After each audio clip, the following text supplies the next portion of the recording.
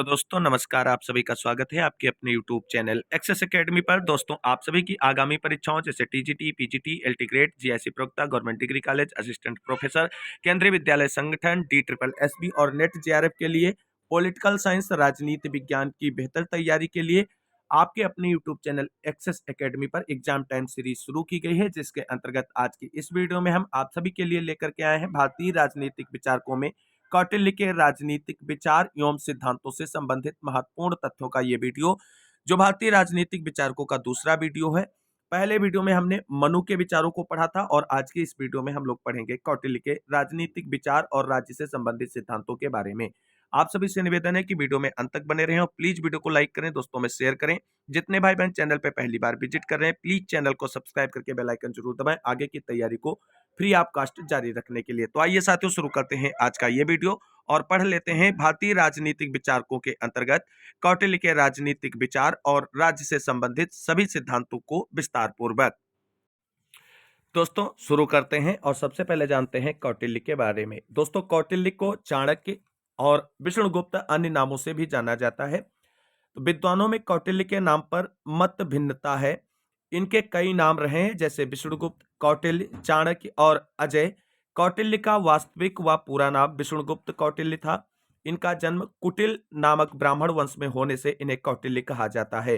कौटिल्य ने नालंदा विश्वविद्यालय में अध्ययन किया। शिक्षा ग्रहण करने के पश्चात इस विश्वविद्यालय में अध्यापन कार्य भी कौटिल्य के द्वारा किया गया। उस समय मगध राज्य प्रमुख केंद्र था, जिस पर नंद वंश के शासकों का शासन था।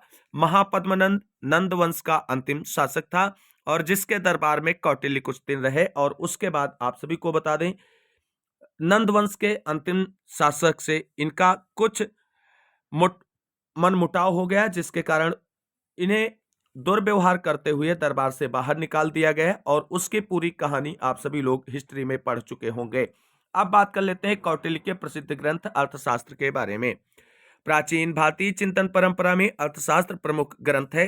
वास्तव में यह एक उच्च कोटि का ग्रंथ है। अर्थशास्त्र की विषय वस्तु अत्यंत व्यापक है, क्योंकि इसमें सभी प्रमुख व्यवस्थाओं का समावेश किया गया है। वस्तुतः अर्थशास्त्र शासन, कला एवं प्रशासन की व्यवहारिक समस्याओं के साथ ही राजनीति पर लिखा गया प्रतिनिधि ग्रंथ है। अर्थात यह ग्रंथ राज्य की सैद्धांतिक तथा व्यवहारिक समस्याओं से संबंधित है।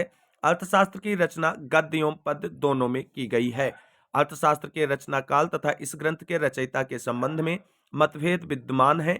एवी कीथ, जॉली तथा विंटर जैसे विद्वान अर्थशास्त्र को तीसरी शताब्दी ईस्वी का ग्रंथ मानते हैं, जबकि अन्य विद्वान जैसे डॉक्टर के P Jaiswal, fleet, D R Bhandarkar, Smith आदि अर्थशास्त्र को मौर्यकालीन अर्थात तीसरी शताब्दी ईसा पूर्व की रचना मानते हैं। अर्थशास्त्र में 15 अधिकरण, 150 अध्याय और 180 प्रकरण हैं। यहां से प्रश्न परीक्षाओं में पूछ लिया जाता है। अब देखते हैं कौटिल्य के राजनीतिक विचार। तो कौटिल्य ने अपने प्रसिद्ध ग्रंथ अर्थशास्त्र में अपने राज्य की उत्पत्ति के सिद्धांत, राज्य की पर राष्ट्र नीति संबंधी सिद्धांत और इसके साथ साथ आप सभी को बता दें मंडल सिद्धांत के बारे में विस्तार पूर्वक चर्चा करी है। तो सबसे पहले कौटिल्य के राजनीतिक विचारों पर नजर डालते हैं और सबसे पहले देखेंगे राज्य की उत्पत्ति। तो कौटिल्य ने राज्य की उत्पत्ति संबंधी सिद्धांत में हाब्स के सिद्धांत की भांति समझौता सिद्धांत को स्वीकार किया है। इस संबंध में कौटिल्य ने मनु के दैवीय सिद्धांत को स्वीकार नहीं किया है। कौटिल्य ने राज्य को मानवीय प्रयत्नों का परिणाम माना है। उसके अनुसार व्यक्तियों ने अपनी सुरक्षा के लिए राज्य सत्ता को स्वीकार किया है। उनके अनुसार राज्य धर्म के माध्यम से जनता के व्यवहार में नियंत्रित करता है। कौटिल्य ने राज्य को धर्म के रूप में ही माना है। कौटिल्य के अनुसार प्राकृतिक दशा के व्यक्तियों ने धर्म, अर्थ व काम में सहायता करनी है तो एक व्यक्ति को राजा चुना। राजा इन दायित्वों को पूरा करे। यदि वह इन कर्तव्यों को संपन्न करने में असमर्थ रहता है तो जनता उसे पदच्युत भी कर किसी अन्य व्यक्ति को उक्त पद पर नियुक्त कर सकती है। इस तरह कौटिल्य का राज्य की उत्पत्ति संबंधी संविदा सिद्धांत पूर्ण रूप से तार्किक है। प्रोफेसर मधुकर श्याम चतुर्वेदी का मत है कि कौटिल्य के अनुसार जनता की नैतिक और भौतिक समृद्धि को, लौकिक और पारलौकिक कल्याण को तथा साथ ही वितरणात्मक न्याय को सुनिश्चित करना राज्य के अस्तित्व का मूल प्रयोजन है। कौटिल्य के अनुसार राज्य के सप्तांग सिद्धांतों पर नजर डालते हैं। तो मनु की भांति कौटिल्य ने भी राज्य के सप्तांग सिद्धांतों का वर्णन अपनी प्रसिद्ध पुस्तक अर्थशास्त्र में किया है। मनु, भीष्म तथा शुक्र ने भारतीय राजनीति के अंतर्गत एक 7 अंगों वाला सावयव स्वरूप अर्थात जीवित शरीर के रूप में कल्पना की है। मनु, भीष्म तथा शुक्र की भांति कौटिल्य ने भी राज्य को 7 प्रकृतियों या अंगों वाला माना है। ये 7 प्रकृतियां या अंग निम्न प्रकार हैं: स्वामी, अमात्य, जनपद, दुर्ग, कोष, दंड तथा मित्र। सबसे पहले देखते हैं स्वामी। कौटिल्य ने राजा को राज्य में प्रमुख अंग के रूप में स्वीकार किया है, इसलिए राजा को स्वामी की संज्ञा दी गई है। उनके अनुसार स्वामी का अभिप्राय शासन करने वाले या आदेश देने वाले से है। राज्य के कार्यों को संपन्न करने में राजा सक्षम हो, इसलिए कौटिल्य ने उसके लिए उचित शिक्षा व्यवस्था तथा प्रशिक्षण पर अत्यधिक बल दिया है। दूसरा जो इसकी प्रकृति कौटिल्य ने मानी है वो है अमात्य। कौटिल्य का अमात्य से अभिप्राय मंत्रियों एवं उच्च अधिकारियों से है। उन्होंने अमात्य अर्थात मंत्री को राज्य का आवश्यक अंग माना है, इसलिए राजा को निष्ठावान एवं योग्य व्यक्तियों को ही अमात्य पद पर नियुक्त करने का कौटिल्य ने परामर्श दिया है। जनपद, तो कौटिल्य का जनपद से अभिप्राय जनयुक्त भूमि से है, जिसे वर्तमान में जनता तथा भूमि कहते हैं, उसे कौटिल्य ने जनपद कहा है। कौटिल्य का यह भी मत है कि राज्य की जनता निष्ठावान, संपन्न, सरल हृदय तथा स्वाभिमानी होनी चाहिए। साथ ही जनता में शासक के आदेशों के पालन करने की स्वाभाविक प्रवृत्ति भी होनी चाहिए। कौटिल्य के अनुसार राज्य की अगली प्रकृति जो है वो दुर्ग है। कौटिल्य ने दुर्ग को राज्य का अत्यंत आवश्यक अंग माना है। राजा को राज्य की सीमाओं की सुरक्षा की दृष्टि से उपयुक्त दुर्ग का निर्माण करना चाहिए, क्योंकि दुर्ग राज्य की रक्षात्मक व आक्रामक शक्ति का प्रतीक है। कौटिल्य ने कहा है कि राजा को राज्य के चारों ओर उपयुक्त स्थानों पर दुर्ग का निर्माण करना चाहिए, ये दुर्ग मजबूत हो। कौटिल्य ने दुर्ग के 4 प्रकार बताए हैं। तो यहाँ से प्रश्न बन सकता है कि कौटिल्य ने दुर्ग के कितने प्रकार बताए हैं, तो 4 बताए। पहला है औदिक दुर्ग, दूसरा है पार्वत दुर्ग, तीसरा है धानवंत दुर्ग, चौथा है वन दुर्ग। अब इनके अनुसार राज्य की जो 5वीं प्रकृति है वो है कोष। कौटिल्य के अनुसार कोष का सर्वाधिक महत्व है। इन्होंने राज्य के कार्यों को सफलतापूर्वक संपन्न करने के लिए कोष को आवश्यक माना है, इसलिए राज्य के पास पर्याप्त कोष हो तथा उसके आय के स्रोत स्थायी होने चाहिए। राजा को अपने कोष में निरंतर वृद्धि करनी चाहिए। छठी प्रकृति कौटिल्य ने राज्य की दंड को माना है। कौटिल्य ने प्रजा की आंतरिक व बाह्य शत्रुओं से रक्षा के लिए दंड या सेना को राज्य या आवश्यक अंग मानते हुए विशेष महत्व दिया है। इस कार्य के लिए कौटिल्य के अनुसार व्यक्तियों में शौर्य गुणों का परीक्षण करने के बाद सैनिकों के रूप में राजा नियुक्त करे। 7वां जो इस राज्य का अंग माना है कौटिल्य ने वो है मित्र। कौटिल्य ने मित्र को भी एक आवश्यक अंग माना है। उनके अनुसार मित्र ऐसे होने चाहिए जो आवश्यकता पड़ने पर सहायता कर सकें। इसके अतिरिक्त अन्य राज्यों से मैत्रीपूर्ण संबंध होने पर राज्य अपनी सुरक्षा के प्रति एक प्रकार से आश्वस्त रहता है। राजा अथवा स्वामी के बारे में क्या विचार है कौटिल्य के, उस पर नजर डालते हैं। कौटिल्य राज्य के 7 अंगों में राजा को सर्वोच्च अंग मानता है। उसके विचारों का केंद्र बिंदु राजा है। कौटिल्य ने राजतंत्रात्मक व्यवस्था को महत्वपूर्ण स्थान प्रदान किया है। उसका यह स्पष्ट मत है कि शासन व्यवस्था की सफलता राजा की योग्यताओं पर निर्भर करती है, इसलिए कौटिल्य के स्वयं के शब्दों में यदि राजा संपन्न हो तो उसकी समृद्धि से जनता भी समृद्ध होती है। राजा का जो शील हो वही प्रजा का भी होता है। यदि राजा उद्यमी और परिश्रमी होता है तो प्रजा में भी वही गुण आ जाते हैं। कौटिल्य के अनुसार राज्य की सफलता बहुत कुछ राजा की योग्यता पर निर्भर करती है। वास्तव में राजा एक आदर्श पुरुष ही होना चाहिए। कौटिल्य के अनुसार एक आदर्श राजा में निम्नलिखित गुण होने चाहिए, जैसे उच्च कुल का हो, उसमें सत्य तथा दैवीय बुद्धि हो, धार्मिक प्रवृत्ति वाला हो, सत्य बोलने वाला हो, परस्पर विरोधी बात नहीं करने वाला हो, कृतज्ञ हो, उसका सदैव लक्ष्य ऊंचा हो, उसमें उत्साह हो, वह अन्य राजाओं को वश में करने वाला हो, वह नियंत्रणों का सदैव पालन करने वाला हो।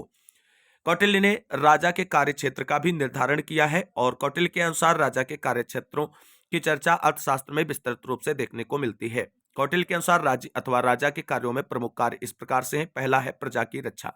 कौटिल्य ने जनरक्षा के कार्य को राज्य का महत्वपूर्ण दायित्व माना है। राजा एक प्रकार से प्रजा का रक्षक होता है। उनका मानना है कि राजा के अभाव में जनता में सदैव असुरक्षा की भावना रहेगी तथा मन में अशांति रहेगी। राजा का यह कर्तव्य है कि वह आंतरिक एवं बाह्य संकटों से जनता की रक्षा करे।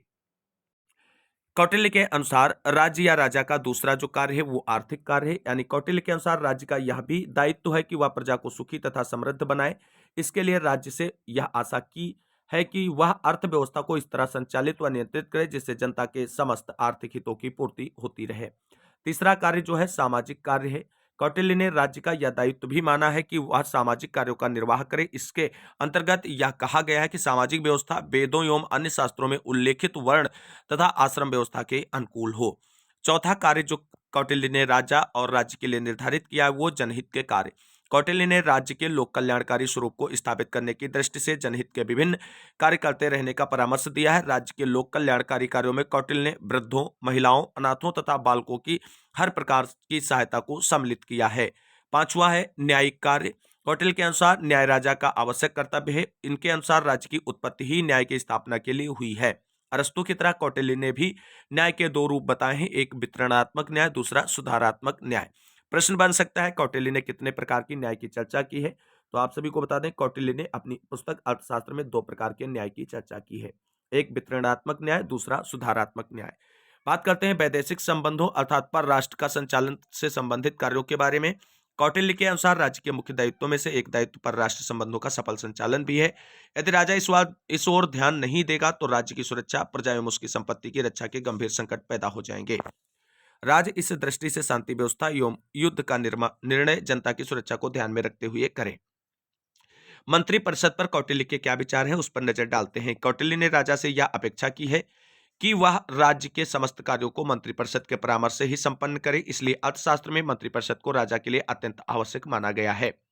शासन शक्ति को कौटिल्य ने संस्थागत शक्ति स्वीकार किया है। उसने मंत्रिपरिषद को राज्य रूपी गाड़ी का दूसरा पहिया बताया है। वहीं अब बात कर लेते हैं मंत्रिपरिषद के गठन से संबंधित क्या प्रावधान कौटिल्य ने अपनी पुस्तक अर्थशास्त्र में किए हैं। तो कौटिल्य ने मंत्रिपरिषद नामक संस्था को राजा को परामर्श देने के लिए आवश्यक माना है। मंत्रिपरिषद का गठन करते समय राजा को चाहिए कि वह निष्कलंक, सभी प्रकार की योग्यताओं एवं क्षमताओं वाले व्यक्तियों को नियुक्ति प्रदान करे। अतः इस संदर्भ में डॉक्टर बेनी प्रसाद के शब्दों में कहा जा सकता है कि कौटिल्य के अनुसार निष्कलंक, बौद्धिक चतुराई, उचित निर्णय, दायित्व की उच्च भावना, लोकप्रियता आदि एक मंत्री की आवश्यक योग्यताएं होनी चाहिए। कौटिल्य ने मंत्रियों की उनकी योग्यताओं के आधार पर उत्तम, मध्यम तथा क्षुद्र आदि 3 श्रेणियां निर्धारित की हैं। जो व्यक्ति मंत्रियों के लिए निर्धारित योग्यताएं रखता हो उसे मध्यम मंत्री तथा जो मात्र आधी योग्यताओं को पूरा करता हो उसे क्षुद्र मंत्री कहा गया है। वहीं अब बात कर लेते हैं मंत्रणा यानी परामर्श की गोपनीयता को लेकर के कौटिल्य के क्या विचार हैं। कौटिल्य ने मंत्रणा यानी परामर्श की गोपनीयता को विशेष महत्व दिया है, क्योंकि आप सभी को बता दें कौटिल्य ने मंत्रणा को गुप्त रखना अत्यंत आवश्यक माना है, क्योंकि मंत्रणा के लिए उपयुक्त स्थान व समय का चयन ही बहुत महत्वपूर्ण होता है। साथ ही कौटिल्य ने कहा है कि मंत्रणा का कार्य पूर्णतया चले इसके लिए राजा को पूर्ण सतर्क रहना होगा तथा मंत्रियों पर भी निगाह रखी जाएगी। न्यायिक व्यवस्था एवं कानून पर कौटिल्य के क्या विचार हैं। कौटिल्य ने न्याय प्रणाली को राज्य का प्राण माना है और यह कहा है कि जिस राज्य में प्रजा को न्याय नहीं मिलता वह राज्य शीघ्र समाप्त हो जाएगा। कौटिल्य ने राजा को सर्वोच्च न्यायिक अधिकारी के रूप में स्वीकार किया है। न्यायालय पर कौटिल्य के क्या विचार हैं, उस पर नजर डालते हैं। कौटिल्य ने व्यवस्थित न्यायालयों को महत्वपूर्ण माना है। ये न्यायालय प्रजा के अधिकारों की रक्षा, अपराधियों को उपयुक्त दंड तथा श्रेष्ठ शासन व्यवस्था को सुनिश्चित करने का कार्य करते हैं। न्यायालयों के प्रकार कौटिल्य ने अर्थशास्त्र में 2 प्रकार के न्यायालयों का वर्णन किया है। पहला है धर्मस्थलीय न्यायालय और दूसरा है कंटक शोधक न्यायालय। कंटक शोधन न्यायालय जो है ये बहुत ही महत्वपूर्ण है। धर्मस्थलीय न्यायालय क्या है? इन न्यायालयों के क्षेत्राधिकार में सभी प्रकार के दीवानी मामले आते हैं, जैसे संपत्ति, उत्तराधिकार, विवाह, ऋण, साझेदारी, संविदा, मजदूरी, कृषि भूमि संबंधी विवाद, व्यवस्थापिका मामले, जुआ, धोखा, डकैती आदि विषय इसमें सम्मिलित हैं। वहीं कंटक शोधन न्यायालय के अंतर्गत इन न्यायालयों के क्षेत्राधिकार में सभी फौजदारी मामले आते हैं और कंटक शोधन न्यायालयों का कार्य राज्य तथा राजा के विरुद्ध किए जाने वाले अपराधों के संबंध में विचार करना है। विधि या कानून क्या है? तो कौटिल्य ने कानून की महत्ता को स्थापित किया है। कौटिल्य ने कानून के कई स्रोत स्वीकार किए हैं। इनमें प्रमुख स्रोत है धर्मशास्त्र, व्यवहार, प्रजा तथा न्याय। इसके अतिरिक्त राजा के आदेश को भी कानून का स्रोत माना जा सकता है। कौटिल्य ने स्पष्ट कहा है कि धर्म कानून, प्रथागत कानून एवं व्यवहारिक कानून में यदि कोई विवाद है तो राजा को धार्मिक कानून को प्राथमिकता देनी चाहिए और उसके अनुसार निर्णय करना चाहिए। कौटिल्य की परराष्ट्र नीति संबंधी धारणा पर नजर डालते हैं। इटली के महान विचारक मैकियावेली द्वारा रचित ग्रंथ दी प्रिंस की बात कौटिल्य का अर्थशास्त्र भी राजा के मार्गदर्शन के लिए एक महत्वपूर्ण ग्रंथ है। कौटिल्य का इस दृष्टि से विशेष महत्व है कि उन्होंने राज्य की आंतरिक प्रशासन की व्यवस्था के साथ साथ वैदेशिक संबंधों के सिद्धांतों पर भी प्रकाश डाला है। अर्थशास्त्र में विदेश नीति का विस्तृत वर्णन किया गया है। कौटिल्य के परराष्ट्र नीति या वैदेशिक नीति संबंधी विचारों को निम्न वर्गों में विभक्त किया जा सकता है। पहला उपाय, दूसरा मंडल सिद्धांत, तीसरा है षाटगुण्य नीति तथा चौथा है कूटनीति। उपायों पर चर्चा करते हैं तो कौटिल्य राज्य के समक्ष अंतरराज्य संबंधों में एक दूसरे के प्रति अपनाई जा सकने वाली नीति के 4 सामान्य प्रारूप साम, दाम, भेद और दंड प्रस्तुत किए हैं, जिन्हें वो उपाय के नाम से संबोधित करते हैं। मंडल सिद्धांत क्या है? तो कौटिल्य ने इस सिद्धांत में अनेक राज्यों के समूह में विद्यमान राज्यों द्वारा एक दूसरे के व्यवहार में काम आने वाली नीति का विवेचन किया है। जैसा कि विश्व का यह शाश्वत नियम है कि शक्तिशाली राज्य सदैव दुर्बल राज्य को दबाता है। अतः युद्ध स्वाभाविक है, इसलिए युद्ध कैसे संचालित हो, राज्य की सुरक्षा कैसे हो, एक राज्य के पड़ोसी व अन्य अपने आपसी संबंध कैसे स्थापित किए जाएं, इन सब के लिए मंडल सिद्धांत का प्रतिपादन किया है। कौटिल्य ने मंडल सिद्धांत के 72 प्रकृतियों का वर्णन किया है। इनके केंद्र बिंदु को इन्होंने विजगीष कहा है। कौटिल्य की मान्यता है कि एक राज्य का पड़ोसी राज्य स्वाभाविक रूप से शत्रु राज्य होता है। इनके अनुसार विजगीष राजा के राज्य से जिस राजा की यानी राज्य की सीमा मिलती है उसे अर्य कहा जाता है। इस तरह मित्र, अर्य मित्र, मित्र मित्र तथा अर्य मित्र मित्र राजा होता है। इसी प्रकार विजगीष के अग्रभाग की तरह पृष्ठभाग में भी मित्र व शत्रु राजाओं की परंपरा है। उन्हें पार्षणग्राह, आक्रांदा और पार्षणग्राह सार तथा आक्रांदा सार आदि राजा कहा जाता है। इसके अतिरिक्त मध्यम तथा उदासीन राज्य भी होते हैं। मध्यम राज्य ऐसा होता है जिसका प्रदेश विजगीष एवं अर्य राज्य की सीमा से मिला होता है। तो उदासीन राज्य वह राज्य होता है जिसका प्रदेश विजगीष आदि एवं मध्यम राज्यों की सीमाओं से दूर होता है। इस तरह यह 12 राज्यों के समूह को मंडल सिद्धांत कहते हैं और मंडल सिद्धांत की मूल मान्यता शक्ति है। तो आज की अंतर्राष्ट्रीय राजनीति का मूल आधार भी शक्ति है। अब षड्गुण्य नीति पर नजर डालते हैं। तो कौटिल्य ने अर्थशास्त्र में परराष्ट्र नीति के संचालन के लिए राजा को षड्गुण्य नीति का अनुसरण करने का परामर्श दिया है। कौटिल्य के अनुसार षड्गुण्य नीति के 6 प्रमुख पक्ष हैं। इस नीति को राज्य का मूल मंत्र माना है। इन्होंने राजा को यह परामर्श दिया है कि राजा अपनी क्षमता के अनुसार इन तत्वों में से जिसे उपयुक्त समझे उसे व्यवहार में अपनाए। षड्गुण्य नीति में 6 गुणीय लक्षण जो है वो इस प्रकार से है। पहला संधि है, दूसरा विग्रह, तीसरा यान है, चौथा आसन है, पांचवा संश्रय है, छठा द्वैधी भाव है। दोस्तों, षड्गुण्य नीति में आए हुए सभी नीतियों के अर्थ परीक्षाओं में पूछे जाते हैं। आप सभी को इन पर फोकस करते हुए ध्यान रखना है। कूटनीति नीति इसके अतिरिक्त परराष्ट्र नीति के सफल संचालन के लिए कौटिल्य ने कुछ अन्य उपायों का भी विधान किया है। ये विधान है साम, दाम, भेद तथा दंड, जिन्हें उपाय के नाम से भी जाना जाता है। दूत व्यवस्था पर कौटिल्य के क्या विचार हैं? तो कौटिल्य ने दूत को राजा का मुख कहा है। उन्होंने दूतों की नियुक्ति, कार्य, विशेषाधिकार एवं उन्मुक्तियों आदि का विस्तृत वर्णन किया है। कौटिल्य ने राजा को यह परामर्श दिया है कि दूत की नियुक्ति करते समय सतर्कता बरतें, उस व्यक्ति की योग्यता, निष्ठा का पता लगा लें और मंत्रियों से परामर्श करने के पश्चात ही उसे नियुक्त करें।